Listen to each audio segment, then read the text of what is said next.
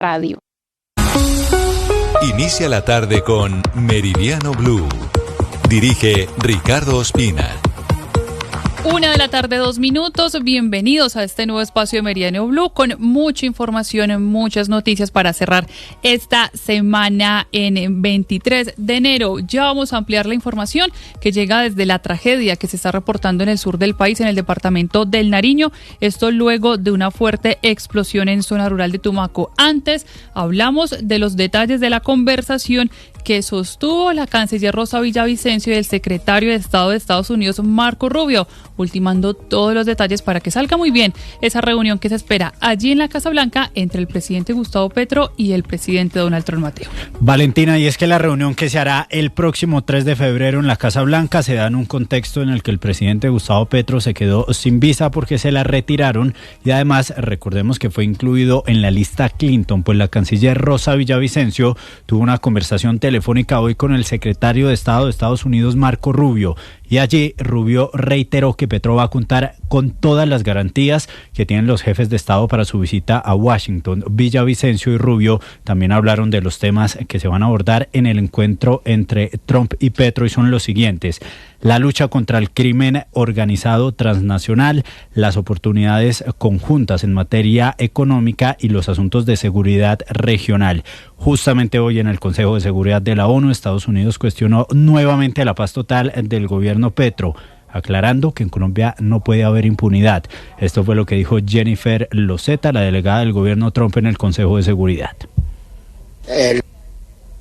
El presidente Trump y el presidente Petro tienen conversaciones muy productivas, pero estamos preocupados por la falta de estabilidad, por la violencia, por el cultivo de estupefacientes y el tráfico de drogas. El enfoque de la administración Petro con algunos grupos puede generar muchas preocupaciones y plantea también dudas sobre la impunidad para el terrorismo y otros crímenes graves. Por su parte, el secretario de Estado de los Estados Unidos, Marco Rubio, publicó un comunicado sobre su llamada con la canciller Villavicencio.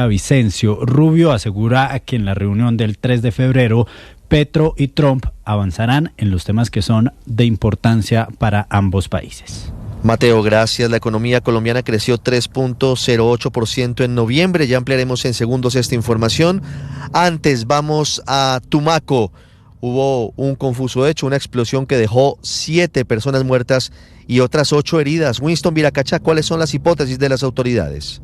A pesar que hasta el momento las autoridades desconocen los móviles que produjeron la explosión de un cilindro al interior de una vivienda en hechos ocurridos en la vereda Zabaleta del corregimiento de Llorente en la zona rural de Tumaco, el gobernador del departamento, Luis Alfonso Escobar, confirmó una cifra preliminar de fallecidos y heridos. Lamentamos la muerte de estas personas y esto es materia de investigación. ¿Se sabe ya una cifra de heridos y personas fallecidas? Se sabe la cifra de 7 muertos en esas circunstancias que no tienen que ver nada con un hecho del conflicto y con más de 8 heridos. ¿Usted pide ya hoy celeridad en las investigaciones?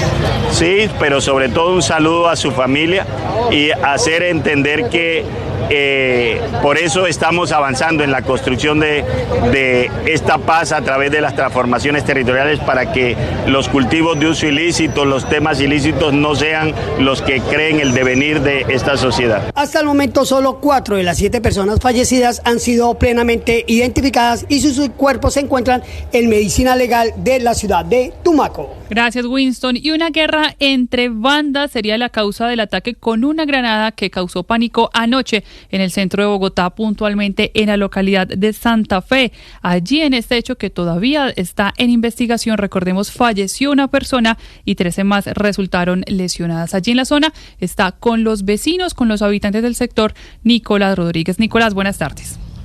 Hola Valentina, buenas tardes. Así es, continuamos aquí a las afueras del sitio donde ocurrió esta explosión, la más conocido como Troya Night Club, donde recordemos además también lo confirma la policía, se trató de varias personas o más bien 2 personas que pasaron en una motocicleta y dejaron ese artefacto explosivo que además también dejó muchos rastros en las paredes. Precisamente hasta este punto llegó el comandante general de la Policía Metropolitana de Bogotá, el general Giovanni Cristancho, quien además aseguró que esto se trataría de una confrontación de del microtráfico entre el Tren de Aragua y Los Boyacos. Entre los heridos se encuentran 5 meseros, 2 transeúntes, una trabajadora sexual de este lugar, 4 clientes y un fotógrafo. Esto menciona el general.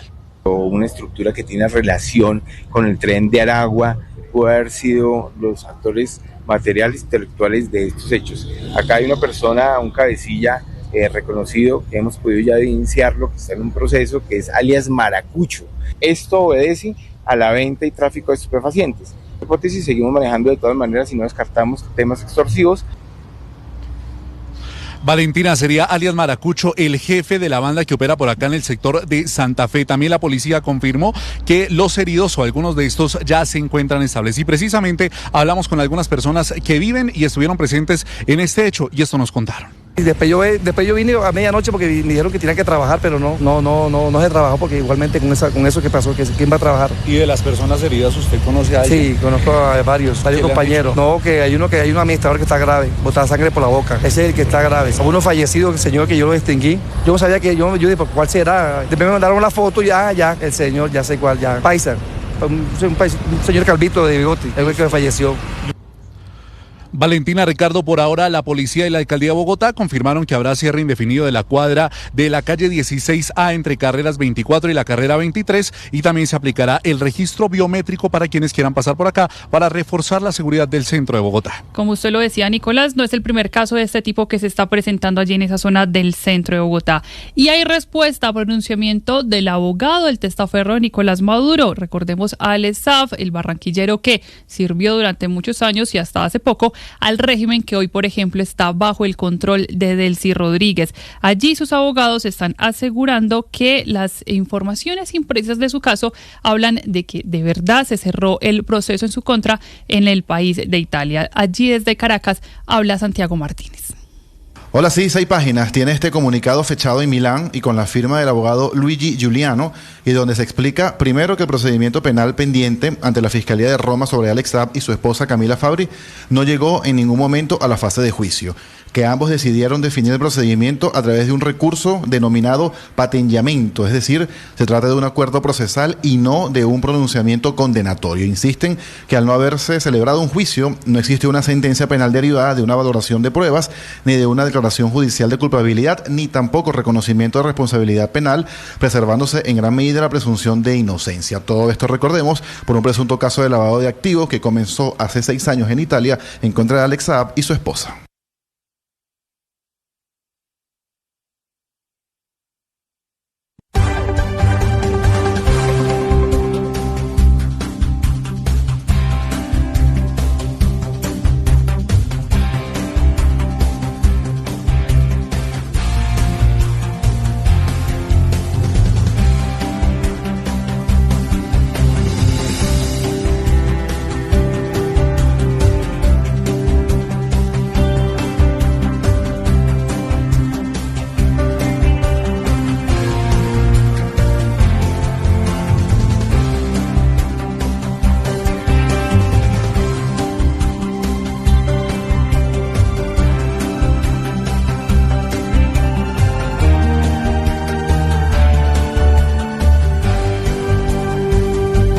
Ese es Bad Bunny, lo acompaña nada más y nada menos que el Fercho, allí justamente uno de los principales representantes y de seguro alguna posiblemente de las sorpresas que se tengan en estos 3 días de concierto que han, la verdad, causado bastante caos ya en Medellín. Primero eran las proyecciones económicas, pero luego las denuncias de las que le hemos hablado y ojalá se solucionen prontamente para todas las personas que no han logrado concretar su alojamiento y puedan estar normalmente allí en el concierto, pero también disfrutando de la capital del departamento de Antioquia. Y es que en menos de 2 horas se abren las puertas del estadio Atanasio Girardot para que cerca de 40.000 personas estén allí presentes en el primer concierto de Bad Bunny. Allí todavía pues está esperando también respuesta en medio de estas quejas. En el estadio Atanasio Girardot se encuentra nuestro compañero Felipe García Solano.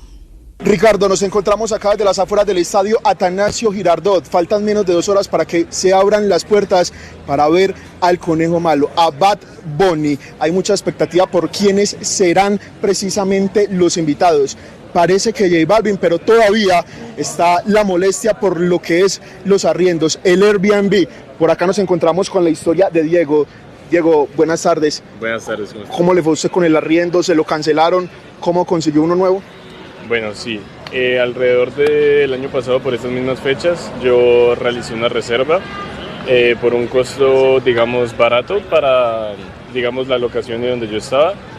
Sin embargo, hace como un mes, a inicios de este año, me lo cancelaron con la excusa de que habían unos problemas en la habitación y que ya lo demás estaba totalmente ocupado y no me podían reasignar una nueva. ¿Y consiguió una nueva?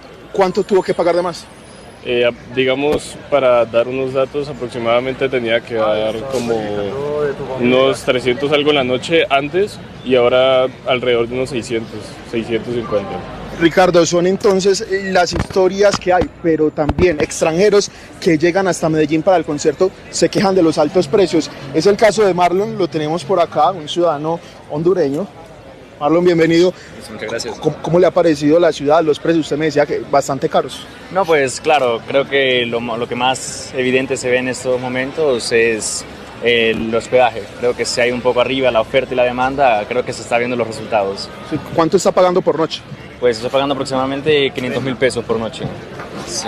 Es Ricardo entonces en el panorama, este hombre hondureño, 2 millones de pesos está pagando por su estadía aquí en Medellín. Expectativa total, 40.000 personas hoy, sábado y domingo, cerca de 125.000 en el gran concierto de Bad Bunny en Medellín. Felipe, a propósito de esas proyecciones económicas, lo que se espera entonces que se genere allí por estos 3 días, ampliamos la noticia económica del momento que tiene que ver con el reporte que hasta ahora entrega el DANE, que la economía colombiana registró un aumento del 3,08% en noviembre de 2025. Los detalles los tiene hasta ahora Nicolás. Regreso con usted. Hola Valentina, así es, pues el Departamento Administrativo Nacional de Estadística informó que la economía colombiana registró un aumento del 3,08% en noviembre del 2025 y según esto se mantiene hacia una tendencia ascendente en la actividad económica nacional. Dice el DANE que este avance fue más marcado que el observado en octubre, cuando el crecimiento fue del 2,95% y se sitúa entre los meses con mejor desempeño del año junto con los meses de marzo, julio y septiembre. Y es que los sectores de actividades económicas primarias económicas que incluye la agricultura, la ganadería, la pesca y la minería crecieron ligeramente, mientras que el sector secundario compuesto por industrias como la manufactura y la construcción mostró una leve contracción anual. Y por su parte los servicios como el comercio, el transporte, la educación y otros servicios vinculados a este tercer sector fueron los principales impulsores de crecimiento en noviembre. Además dice el DANE que esto está reflejando la fortaleza en esas áreas dentro de la economía colombiana. Gracias, Nicolás. 1:15 p.m. y Estados Unidos se está defendiendo allí con el gobierno de Donald Trump de la polémica y las acusaciones por haber detenido a un niño de tan solo 5 años, esto en Minneapolis, allí por parte de agentes del ICE. Aseguran que lo que estaban haciendo era cuidarlo, pero la imagen ya le está dando la vuelta al mundo. Esa imagen del niño con su pequeña maleta saliendo del colegio, rodeado de los agentes del ICE, justamente en medio del frío de Minneapolis. Juan Camilo Merlano. Es una imagen impactante, un pequeño en medio del frío de Minneapolis de hasta 20 grados bajo cero, con un gorrito azul, su pequeña maleta, sus brazos cruzados, al lado de una camioneta y rodeado por oficiales de agencias migratorias.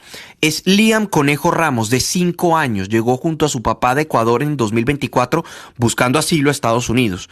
Estaba regresando a su casa después del colegio cuando la agencia ICE lo detuvo junto a su padre identificado como Adrián Alexander Conejo Arias. Según los abogados de la familia, se encuentran actualmente en un centro de detención en Texas. Así grabaron los vecinos del barrio el momento en el que capturaron al menor.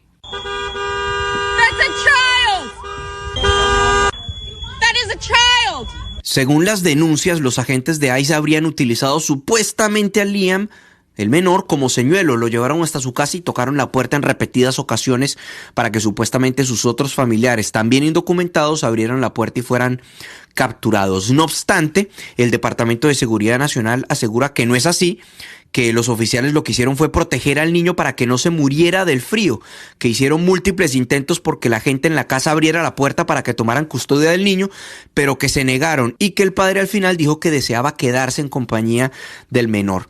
En ese mismo sentido habló el vicepresidente J.D. Vance. And I'm a father of a 5-year-old, actually, a 5-year-old little boy. And I think to myself, oh my God, this is terrible. How did we arrest a 5-year-old? Well, I did a little bit more follow-up research. And what I find is that the 5-year-old was not arrested. Veo esta historia y yo soy un padre de un menor de 5 años también y digo, Dios mío, esto es terrible, ¿cómo es que arrestamos a un niño de 5 años? Hice un poco más de investigación y lo que encontré fue que el niño no fue arrestado, su papá era un inmigrante ilegal y que cuando lo fueron a arrestar salió corriendo. Entonces la historia es que ICE detuvo a un menor de 5 años. ¿Qué se supone que hagan? ¿Qué quieren que hagan? ¿Que dejen que se muera del frío un niño? Decía el vicepresidente. Juan Camilo, y también en Estados Unidos es noticia la tormenta invernal que azota gran parte del país, pero en Noticias del Mundo, hoy los titulares en España, por ejemplo, lo ocupan la decisión judicial frente a las denuncias en contra de Julio Iglesias. El resumen de las noticias internacionales con César Moreno. Muy buenas tardes. Oído esta cifra, al menos 5.002 personas murieron durante la represión de las protestas en Irán, según la ONG Human Rights Activist News Agency, con sede en Estados Unidos, y advirtieron que la cifra podría ser mayor en medio del apagón de Internet que ya supera las 2 semanas. El organismo también indicó que más de 26.800 personas quedaron detenidas, fueron arrestadas en el marco de una campaña precisamente de poner presa a la gente y que se expandió en todo el país. El nuevo balance se conoció mientras el presidente Donald Trump ordenó el despliegue de más activos militares hacia Oriente Medio. Entre ellos están el portavoz USS Abraham Lincoln y los buques de guerra que lo acompañan. Y Estados Unidos bajo alerta climática.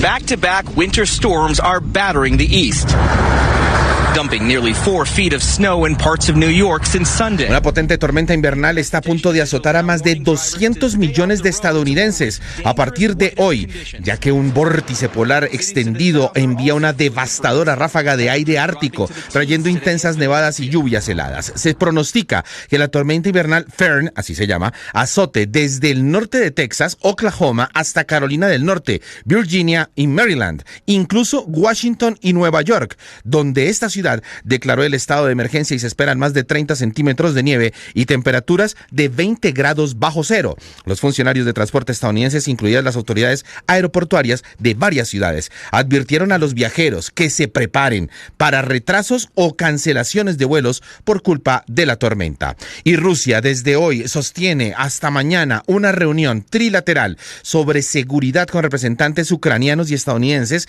en Abu Dhabi, esto es Emiratos Árabes Unidos. Las conversaciones que iniciaron hace 2 horas son las primeras negociaciones directas conocidas entre Moscú y Kiev sobre el plan propuesto por Washington para poner fin a la guerra. Rusia volvió a exigir la retirada de las tropas de Kiev del este de Ucrania para resolver el conflicto. Hablamos de las zonas de guerra invadidas por Moscú, que son Donetsk y Lugansk, mientras que Kiev no quiere ceder territorio y espera tener tropas europeas y norteamericanas en Ucrania para evitar una futura agresión rusa. Y mucha atención, una noticia de última hora. La Fiscalía de la Audiencia Nacional de España decidió archivar la denuncia presentada contra Julio Iglesias, el cantante, por 2 trabajadoras por presuntas agresiones sexuales y trata de personas, entre otros delitos. El Ministerio Público, que había abierto diligencias preprocesales, alega la falta de jurisdicción de los tribunales españoles y, por lo tanto, la falta de competencia de la Fiscalía de la Audiencia Nacional para conocer de la investigación preprocesal de los hechos denunciados por estas 2 mujeres contra Iglesias. Octavio, ¿qué tenemos para hoy en deportes?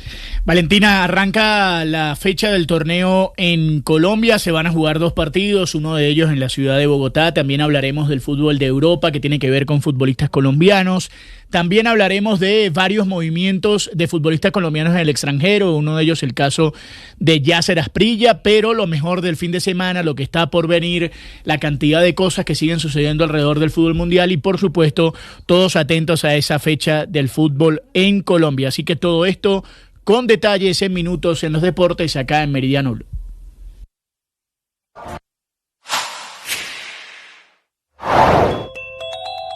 Una delicada advertencia hizo la Contraloría General de la República al gobierno del presidente Gustavo Petro alrededor de la crisis y el desangre de recursos a los hospitales públicos.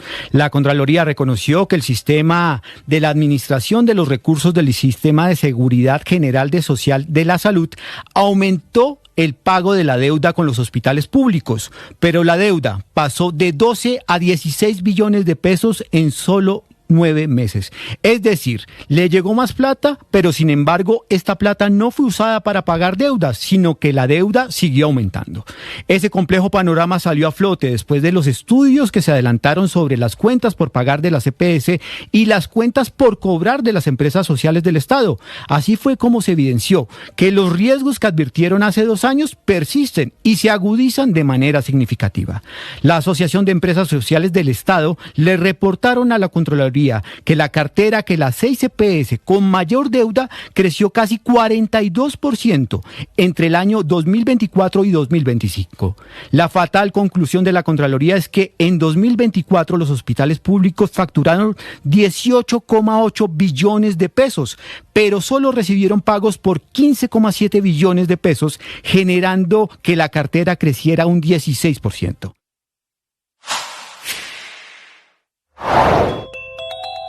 El general Giovanni Cristancho, comandante de la Policía de Bogotá, habló en Mañanas Blue con Néstor Morales sobre la presencia de miembros del Tren de Aragua en el barrio Santa Fe. Esto teniendo en cuenta la explosión de una granada en contra de un establecimiento nocturno. Creo, Néstor, que... Esta es información exclusiva de Blue Radio. 1:23 p.m. Ya vamos a estar ampliando la información relacionada con los 2 frentes diplomáticos de trabajo que adelanta Colombia. Por un lado, frente a Estados Unidos, preparando esa reunión, pero también frente a Ecuador, en medio de esa pelea de impuestos y aranceles. Y a propósito de esas declaraciones que dio ayer el presidente Gustavo Petro desde Leticia, mencionó un nombre clave para una de las investigaciones que más prioridad le están dando en estos momentos las autoridades judiciales en nuestro país. Estamos hablando de Óscar Alcántara, alias El Mosco. Este hombre aparece en múltiples ocasiones en los expedientes que hoy tiene la Fiscalía por el caso del asesinato del precandidato Miguel Uribe Turbay. Las autoridades lo están considerando como una ficha clave. Y a propósito, el presidente dice, Kalila, que estaría en territorio de Ecuador. Buenas tardes, Kalila. Sí, señora. Blue Radio conoció recientes audiencias reservadas en las cuales la Fiscalía relaciona por medio de interrogatorios y testimonios a alias Mosco como Óscar Alcántara, una figura en la red criminal que sería líder, coordinador y planificador del ataque fatal que tuvo seguimientos previos al precandidato Miguel Uribe y que después de meses de organización logró coordinar 2 vehículos, una moto, el menor de edad y la pistola tipo Glock que le quitó la vida al senador. La hipótesis del nombre asociado no se había mencionado en audiencias hasta ahora. Este nombre, que ha tenido notoriedad nacional por ser vinculado con uno de los líderes del Bronx y en la intervención del antiguo enclave criminal del centro de Bogotá, operación adelantada cuando Miguel Uribe se desempeñaba como secretario de gobierno, lo vuelve a revivir el presidente Gustavo Petro en la reciente crisis diplomática con Ecuador. El presidente en su cuenta de X aseguró, abro comillas, sé que hay una expansión de la violencia y las bandas hacia Ecuador y que entre las bandas se encontró, por ejemplo, Óscar Alcántara, alias El Mosco, que el gobierno ecuatoriano logró capturar y que está sindicado de participar en el asesinato del senador colombiano Miguel Uribe. Esperamos se nos entregue, cierro comillas. Y es que en las recientes audiencias reservadas de judicialización de Julián Andrés Ramírez, alias El Flaco, señalado como integrante de la red criminal que ejecutó el asesinato de Miguel Uribe, el ente acusador expuso con mayor detalle los roles de cada uno de los integrantes a partir del análisis de interrogatorios, declaraciones y otros elementos. En ese contexto, el fiscal del caso mencionó de manera expresa a Óscar Alcántara como alias Mosco. Escuchemos. Se pudo determinar varios criterios que en efecto su señoría nombraban a esta organización y entre esos de los líderes como la persona conocida como Mosco, que sería Óscar Alcántara, su señoría, pues esta persona, su señoría, pues al parecer estaría detrás también o la prestación de ese logístico de la organización para el magnicidio del doctor Miguel Turbay. Sobre el paradero y situación jurídica de Óscar Alcántara, de acuerdo con los registros más recientes del IMPEC, recuperó su libertad condicional y salió de la cárcel La Picota en 2017. Al consultar si Alcántara está en Colombia, su abogada Francia Guerrero aseguró vía WhatsApp que lo único que puede decir es que las declaraciones que da el presidente son completamente desacertadas sobre el caso.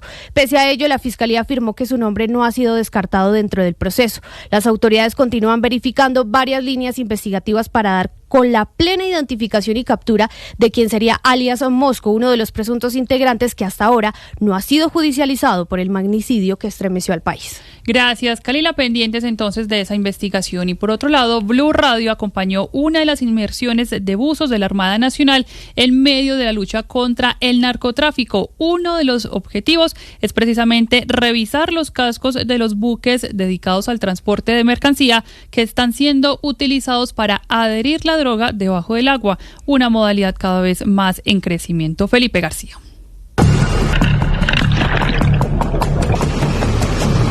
El narcotráfico encontró hace años un aliado silencioso, el casco de los buques mercantes. Lejos de las bodegas y de los controles rutinarios, las organizaciones criminales comenzaron a adherir cargamentos de droga bajo el agua, ocultos en zonas técnicas del barco. Son las llamadas contaminaciones subacuáticas o parásitos, cargas que viajan pegadas al buque sin dejar rastro en la superficie. Uno de los escondites más usados son las cajas de mar, compartimentos por donde entra el agua para refrigerar los motores. Allí, entre rejillas y tornillos, los delincuentes introducen tulas y cilindros asegurados con imanes de alta potencia. También fijan la droga a las quillas de balance, a la pala del timón o directamente al casco, aprovechando estructuras poco visibles y difíciles de inspeccionar. La suboficial primero Daisy Gómez es buzo de la Armada. Lo que hacen es camuflar estos elementos en rejillas o asimilar partes de la estructura funcional del buque para que pueda pasar desapercibida.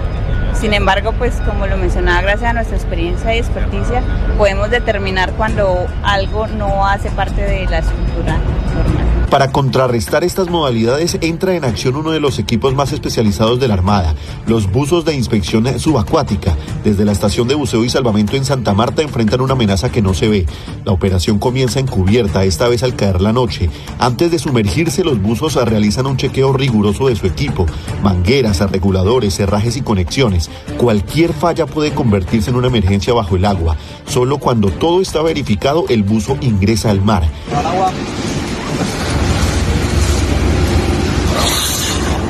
La inspección sigue un patrón definido, de proa a popa o a la inversa. El buzo revisa centímetro a centímetro las zonas críticas del casco. Muchas veces la droga no es visible de inmediato. El hallazgo comienza con detalles mínimos: un tornillo rayado, pintura reciente, una rejilla fuera de lugar o la ausencia de vida marina, señales de una manipulación reciente. Aportamos a la lucha contra el narcotráfico precisamente porque garantizamos que estos buques que salen de nuestros puertos, damos la seguridad de que están limpios y pueden hacer una navegación segura. La experiencia es clave. Los buzos aprenden a leer el casco del buque y a detectar cuando algo no encaja. No buscan solo droga, buscan indicios. Una mínima alteración puede llevar al descubrimiento de un cargamento completo de cocaína. Así, bajo el agua y en silencio, se libra una guerra técnica contra el narcotráfico.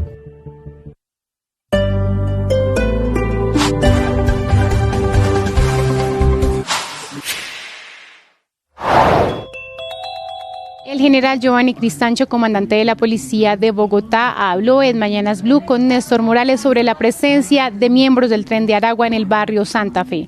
Esto teniendo en cuenta la explosión de una granada en contra de un establecimiento nocturno. Creo, Néstor, que ya el Tren de Aragua ha entrado. Ya hemos hecho unas capturas. De hecho, a finales del 2024 se generaron más de 15 capturas. Se capturó el cabecilla del momento. Y paulatinamente se han ido capturando nacionalidad venezolanos que generan diferentes hechos delincuenciales. Se han incautado armas de fuego, se han incautado estupefacientes. O sea, sí hemos dado unos resultados, se pueden verificar. Paulatinamente sí lo hemos venido haciendo. Okay. Pero en este momento... ¿Quién es el jefe de este Tren de Aragua, general? En esta zona es alias Maracucho. Hay que entender que el Tren de Aragua en Bogotá no es que tenga una cabecilla visible para todos. El cabecilla es alias Giovanni San Vicente, que se encuentra directamente desde Venezuela.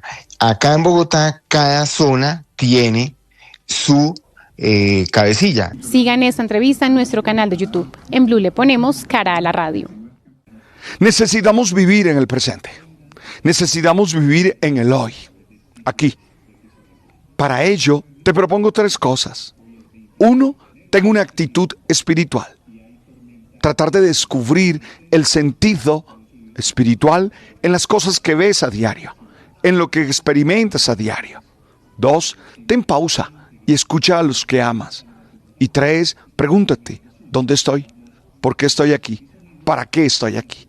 Que ojalá hoy el oracional El Man está vivo te permita ejercitarte en tu oración. Tú sabes.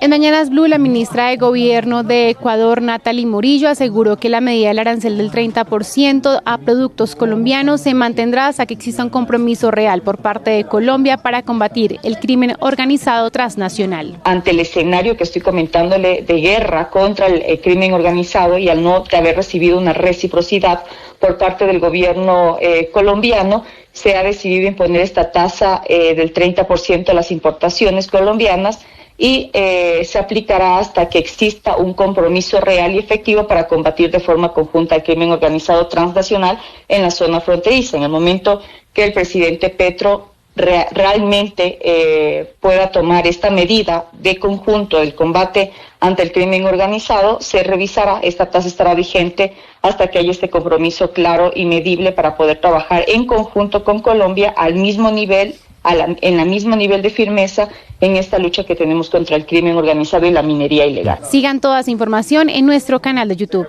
En Blue le ponemos cara a la radio. Al tiempo con los reproches, el presidente Petro está tomando medidas recíprocas para hacer lo mismo, imponer aranceles, dejar de vender energía a Ecuador, aranceles que van a castigar, por supuesto, las empresas, quiere decir los productos ecuatorianos en Colombia dejarán de ser competitivos y los productos colombianos en Ecuador perderán lo mismo, competitividad, una de esas guerras comerciales tontísima, porque los dos países son los grandes perdedores. El presidente Petro tiene la curiosa teoría de que los narcos colombianos están saliendo desplazados desde Colombia a Ecuador producto de la presión de las fuerzas militares. Pero a Colombia también han llegado muchos capos. Los deportes, fútbol, ciclismo, béisbol, baloncesto, automóvil, todos en Meridiano Blue. Y arranca la jornada del fútbol colombiano. Este día viernes el torneo de apertura se va a jugar la segunda fecha de este torneo. A las 6:20 de la tarde acá en Bogotá, en el Estadio de Techo, va a jugar el Inter de Bogotá frente al Cúcuta Deportivo. El Cúcuta Deportivo que tiene problemas de armar su plantel. Ha tenido la salida de un par de jugadores en las últimas horas y espera llegar a la capital con la posibilidad real de sumar sus primeros 3 puntos en este retorno a la primera división del fútbol colombiano. Mientras tanto, a las 8:30 de la noche, el Deportes Tolima frente a Alianza Valledupar. Esos dos partidos usted los va a poder escuchar a través de nuestro canal de YouTube, el canal de YouTube de Blue Radio. Estaremos atentos a cada uno de esos duelos. Una jornada de fin de semana que tendrá también el día de mañana el duelo entre Pereira y Fortaleza, Llaneros Bucaramanga, Cali frente a Independiente Medellín y a las 8:30 de la noche Boyacá Chicó frente al América de Cali. Mientras tanto, el día domingo continuará la fecha con varios partidos, entre ellos Águilas Doradas Deportivo Pasto, Millonarios frente a Junior a las 6 de la tarde el domingo acá en el Campín y Once Caldas frente a Santa Fe. También el día de hoy habrá fútbol en Italia, atención, 2:45 de la tarde, el Inter frente al Pisa, el equipo de Juan Guillermo Cuadrado. En España a las 3, Levante frente al Elche. En la Bundesliga alemana a las 2:30, el derbi de la ciudad de Hamburgo entre el San Pauli y el Hamburgo, y en la Liga Francesa juega el PSG visitando al Auxerre. Así que estamos atentos a eso. También terminó de confirmarse la cesión, el préstamo con opción de compra desde el Girona al conjunto del Galatasaray de Yasser Asprilla, el colombiano que pertenece entonces al Girona y que tiene esta posibilidad de mostrarse en el fútbol turco. El Girona abriendo espacio también para empezar a hacer movimientos. Yasser Asprilla termina jugando en el fútbol de Turquía. Así que estamos atentos a todo el fin de semana, a todos los movimientos, 2 partidos del fútbol colombiano hoy en nuestro canal de YouTube y por supuesto todos los detalles como siempre acá en Meridiano Blue.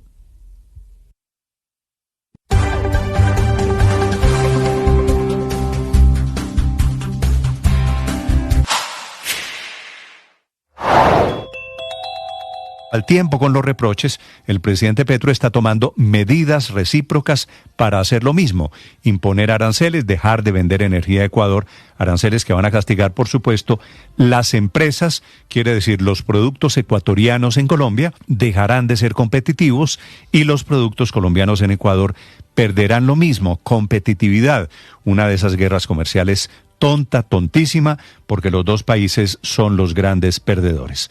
El presidente Petro tiene la curiosa teoría de que los narcos colombianos están saliendo desplazados desde Colombia a Ecuador producto de la presión de las fuerzas militares. Pero a Colombia también han llegado muchos capos del narcotráfico. A esta hora en Meridiano Blue.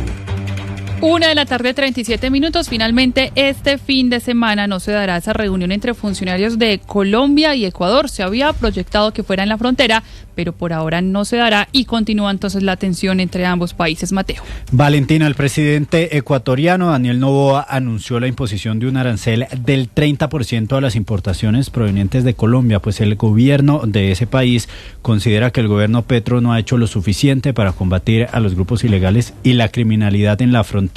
El gobierno colombiano pidió una reunión con el gobierno ecuatoriano para este domingo en Ipiales, Nariño. Sin embargo, la canciller ecuatoriana Gabriela Sommerfield señaló que el domingo ya tienen agenda con otro país, sin decir cuál, y por eso pidió que la reunión se postergue y se pueda realizar la semana siguiente. Que ya son agendas que se tienen establecidas con los diferentes ministros y no se puede recibir 25. Sin embargo, el Ecuador ha hecho una contrapropuesta de fechas para la siguiente semana para poder mantener diálogos, pero insistir en la posición del Ecuador sobre este tema tan importante. Recordemos, Valentina, que después del anuncio del presidente Noboa, el gobierno colombiano respondió y suspendió la venta de energía eléctrica a Ecuador, manteniendo solamente por el momento la energía térmica. Seguramente este será uno de los temas que se abordará en esa reunión, que aún no tiene día, pero que dicen desde el gobierno ecuatoriano se podría dar entonces la próxima semana. Gracias, Mateo. Y la ministra de Gobierno de Ecuador, en diálogo con Mañanas Blue, aseguró que estas decisiones no tienen que ver con motivos ideológicos, sino con la seguridad nacional en Ecuador. Andrea Reynoso. Sigue la tensión comercial entre Ecuador y Colombia. Hoy en Mañanas Blue, la ministra de Gobierno de Ecuador, Natalie Morollo, recalcó que la decisión de los aranceles del 30% a las importaciones colombianas responde a una acción de defensa nacional. No es una guerra comercial, más bien ante el escenario que estoy comentándole de guerra contra el crimen organizado y al no haber recibido una reciprocidad por parte del gobierno colombiano, se ha decidido imponer esta tasa del 30% a las importaciones colombianas y se aplicará hasta que exista un compromiso real y efectivo para combatir de forma conjunta el crimen organizado transnacional en la zona fronteriza. Ante la suspensión de energía por parte de Colombia, la ministra descartó un desabastecimiento en su país y confirmó que Ecuador ya no depende de la energía colombiana. Varias semanas atrás se estaban realizando estos temas bilaterales comprando energía a Colombia. Este año no íbamos a tener desabastecimiento de energía eléctrica, que vamos a tener electricidad, y lo que se está haciendo también es pudiendo comprar dentro del Estado ecuatoriano al sector privado. La ministra reiteró que no ha habido la cooperación suficiente en esa lucha contra el narcotráfico en la frontera por parte de Colombia y le hizo el siguiente llamado al presidente Gustavo Petro. Que exista una corresponsabilidad y que también se pueda controlar la frontera, el paso. Y entre tanto, los gremios en Colombia le están pidiendo a los gobiernos de ambos países sentarse a dialogar y solucionar por el buen camino estas diferencias. Sebastián Martinelli. Valentina, desde el Consejo Gremial se recordó que Ecuador es un socio comercial estratégico para Colombia, ya que según cifras oficiales, hasta noviembre de 2025 las exportaciones colombianas hacia ese país alcanzaron cerca de 1.673 millones de dólares, mientras que el Ecuador exportó a Colombia alrededor de 681 millones de dólares, reflejando una alta integración productiva entre ambas economías. Y además el Consejo también destacó que la relación bilateral trasciende de lo comercial al señalar que en momentos críticos Colombia ha contribuido a la seguridad energética del Ecuador, llegando a cubrir hasta el 12% de su consumo eléctrico. El sector productivo también advirtió que el uso de herramientas económicas como mecanismos mecanismos de presión política, deteriora la confianza, encarece el comercio y afecta directamente a las empresas, a los trabajadores y a la inversión, Valentina.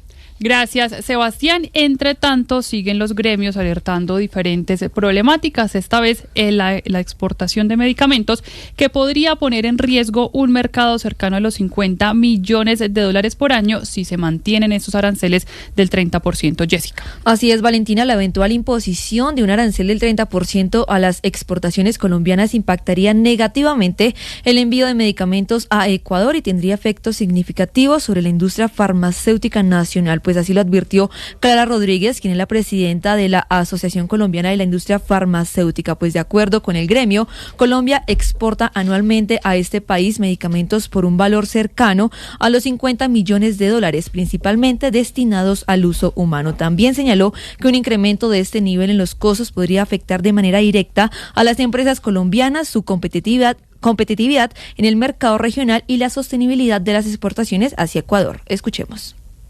Y un incremento de este nivel en los costos podría afectar directamente a las empresas colombianas, su competitividad y la sostenibilidad de las exportaciones hacia ese país. En este escenario se podría traducir en una pérdida del mercado, una afectación a la producción local y riesgos a la continuidad del abastecimiento de medicamentos que hoy fabricamos en Colombia.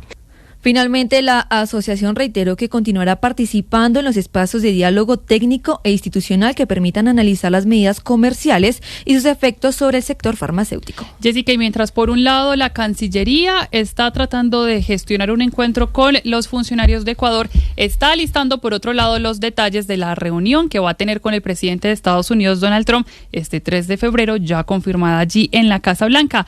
Y desde ya se conoce un poco cuál va a ser ese mensaje de Estados Unidos al gobierno colombiano por cuenta de las declaraciones que se acaban de dar en el Consejo de Seguridad de la ONU. Tiene que ver con la violencia, con la seguridad electoral a propósito de las jornadas de este 2026 y en especial el proyecto de paz total. Andrés, buenas tardes. Buenas tardes, Valentina. Y es que las críticas las hizo la embajadora Jennifer Lozetta, representante suplente para asuntos políticos especiales de los Estados Unidos ante la Organización de Naciones Unidas. Señaló que si bien tanto el presidente Trump como el presidente Petro sostienen conversaciones muy productivas de cara al encuentro que usted mencionaba, al del 3 de febrero en la ciudad de Washington, hay una profunda preocupación por la falta de estabilidad, la violencia y el aumento de cultivos ilícitos, pero en especial uno de los temas, el reclutamiento de menores. Escuchemos. Los Estados Unidos están preocupados por el incremento del reclutamiento forzoso de los niños por organizaciones narcoterroristas y pide al gobierno de Colombia que cumpla con su responsabilidad bajo la protección de la infancia y la seguridad para todos sus ciudadanos. Lozetta también aprovechó para referirse al ELN y al Clan del Golfo, pero sostiene que las políticas del gobierno Petro, en vez de fomentar la seguridad, podría haber facilitado todo lo contrario. Nos vemos alentados por la alerta del presidente Petro al ELN de que vaya a haber acciones militares si no se toman en serio la cuestión.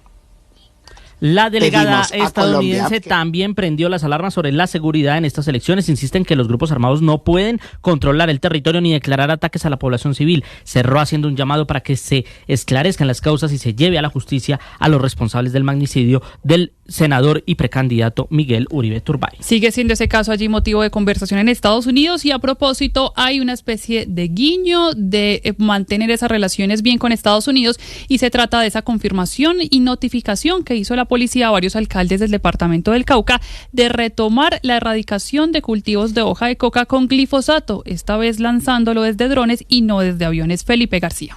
El reinicio de la fumigación terrestre de cultivos ilícitos con glifosato en el departamento del Cauca ya fue notificado a las autoridades locales. En una carta enviada al alcalde de Argelia, Osman Anguaca, la Dirección de Antinarcóticos de la Policía confirmó que a partir de enero de este año, es decir, en unos días, comenzarán las operaciones de erradicación en este municipio, uno de los principales enclaves cocaleros del país. La comunicación firmada por el general Ricardo Sánchez, director de Antinarcóticos, destaca que la intervención se hará en cumplimiento de la resolución 01500 424 del 12 de diciembre de 2016, mediante la cual la ANLA autoriza la inclusión del programa de erradicación de cultivos ilícitos mediante aspersión terrestre con glifosato. Según este documento, la fumigación se realizará bajo el esquema de aspersión terrestre y estará acompañada por un plan ambiental que incluye 7 programas específicos, además de un plan de contingencia y otro de abandono y restauración final. El objetivo, según la policía, es prevenir y mitigar posibles afectaciones derivadas de la intervención en el terreno. Argelia, por supuesto, figura entre los municipios priorizados por la Policía Antinarcóticos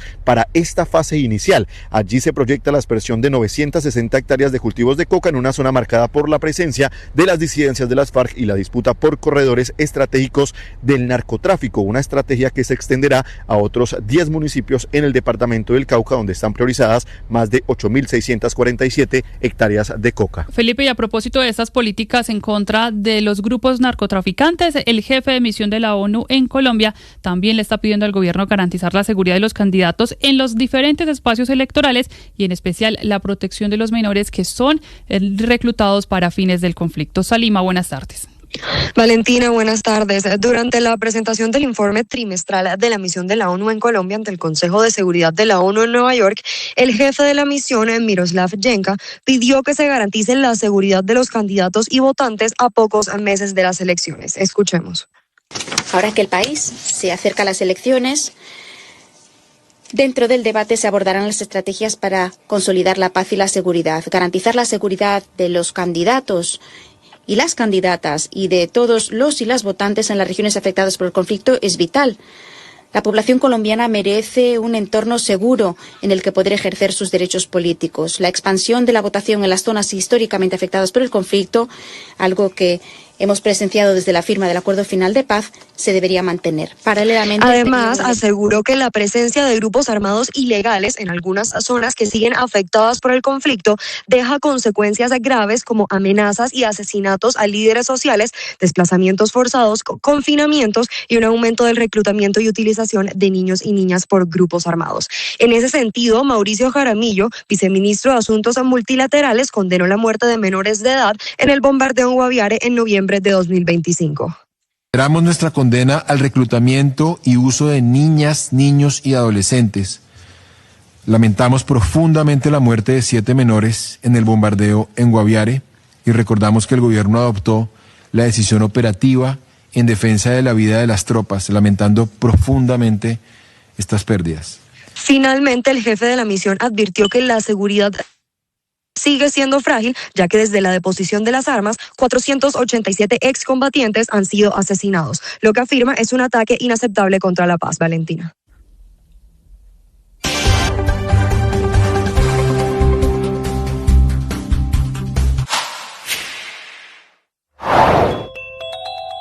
Al tiempo con los reproches, el presidente Petro está tomando medidas recíprocas para hacer lo mismo, imponer aranceles, dejar de vender energía a Ecuador, aranceles que van a castigar, por supuesto, las empresas, quiere decir los productos ecuatorianos en Colombia dejarán de ser competitivos y los productos colombianos en Ecuador perderán lo mismo, competitividad, una de esas guerras comerciales tontísima, porque los dos países son los grandes perdedores. El presidente Petro tiene la curiosa teoría de que... Es la 1:49 PM. Mucha atención, que hay noticia que tiene que ver con los restos del sacerdote Camilo Torres Restrepo, el cura guerrillero que estuvo en las filas del ELN y que murió en combates con el ejército en Patio Cemento en San Vicente de Chucurí el 15 de febrero de 1966. Esta mañana les contábamos que el ELN había emitido un comunicado desde su comando central informando que tenían relación e información de que habían aparecido los restos de Camilo Torres y que esperaban su entrega digna para, dicen ellos, llevarlos a la Facultad de Sociología de la Universidad Nacional, de la que fue su fundadora. A esta hora hay confirmación desde Medicina Legal y desde la unidad de búsqueda de personas dadas por desaparecidas, en el sentido de que sí están intentando confirmar que efectivamente unos restos hallados sean los del cura guerrillero Camilo Torres Restrepo. Noticia del momento hasta ahora, 1:50, Sergio Barbosa. Ricardo, buenas tardes. Sí, señor, pues mucha atención. Mire, pronunciamiento importante que viene por parte de Medicina Legal. A propósito de ese pronunciamiento que hizo esta mañana el ELN, quien aseguró que encontraron el cuerpo del sacerdote Camilo Torres Restrepo, lo que ha señalado en este caso Medicina Legal, es en un corto comunicado que en el marco del trabajo interinstitucional que adelanta Medicina Legal junto a la unidad de búsqueda de personas dadas por desaparecidas, que está orientado a la labor humanitaria de recuperación, identificación y entrega digna de cuerpos esqueletizados, actualmente están realizando análisis forenses para establecer si una de las muestras corresponde a Camilo Torres Restrepo y precisa que no tiene bajo su custodia el cuerpo en mención, es lo que está informando Medicina Legal. Además señalan que pues continuarán con estas pesquisas para dar a conocer si efectivamente lo que dijo el ELN esta mañana sobre el cuerpo del sacerdote Camilo Torres es o no verídico, Ricardo. Sí, esta es noticia en desarrollo. En minutos también habrá una rueda de prensa de la directora de la unidad de búsqueda de personas dadas por desaparecidas. Es un trabajo interdisciplinario que, de acuerdo con las primeras informaciones preliminares conocidas por Blue Radio, confirmarían, aunque Medicina Legal dice que está buscando la plena identificación, pero en principio sí serían los restos de Camilo Torres Restrepo, que murió siendo integrante del ELN en el primer combate al que se presentaba y enfrentaba al ejército de Colombia, repito, en 1966. La historia además indicaba que el general Valencia Tovar, excomandante del ejército, había guardado sus restos y hace más de 40 años habrían sido entregados a uno de sus hermanos. Hablo del sacerdote Camilo Torres, quien ya falleció y quien vivía en los Estados Unidos. Noticia en desarrollo que estaremos ampliando en minutos, Valentina. Seguimos con más noticias a esta hora en Meridiano Blue. La salud de los colombianos en cuidados intensivos. Blue Radio informa. Gracias, Ricardo. Y al menos 4 billones de pesos es la cifra que, según la Contraloría, sería el aumento en las deudas de las EPS, un sistema que está completamente con los números en rojos en sus finanzas y siguen las alertas también puntualmente por la nueva EPS. Jessica. Así es, Valentina. Recientemente la Contraloría General de la República presentó un informe en el que evidencia el crecimiento de las deudas de las EPS con los hospitales públicos del país. Pues de acuerdo con el documento, entre enero y septiembre del 2025, la cartera pasó de 12,5 billones a 16,28 billones de pesos, lo que representa un aumento cercano a los 4 billones y un incremento del 30% en solo 9 meses. En diálogo con Blue Radio, Julián Niño, contralor delegado para el sector de la salud, indicó que en el listado de mayores deudores aparece de manera recurrente la nueva EPS, seguida por otras entidades como Savia Salud, EMSANAR, Asmed Salud y Comparta, que recordemos esta última ya está liquidada. Escuchemos. Generalmente los hospitales de municipios pequeños son en lugares dispersos con mucha dificultad de acceso, y vemos que si no hay un flujo adecuado, pues ellos no van a tener la capacidad operativa de mantener sus servicios abiertos.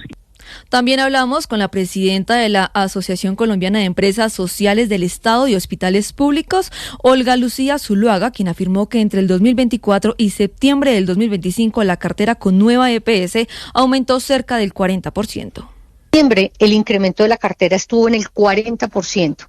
Y esto tiene varios problemas o varias causas. Uno, el hecho del cambio de interventores. Nosotros hemos llegado a reuniones con los interventores, se llegan a unos acuerdos, se muestran unos temas de cartera, y cuando llega el nuevo interventor es casi que arranque, borrón y cuenta nueva.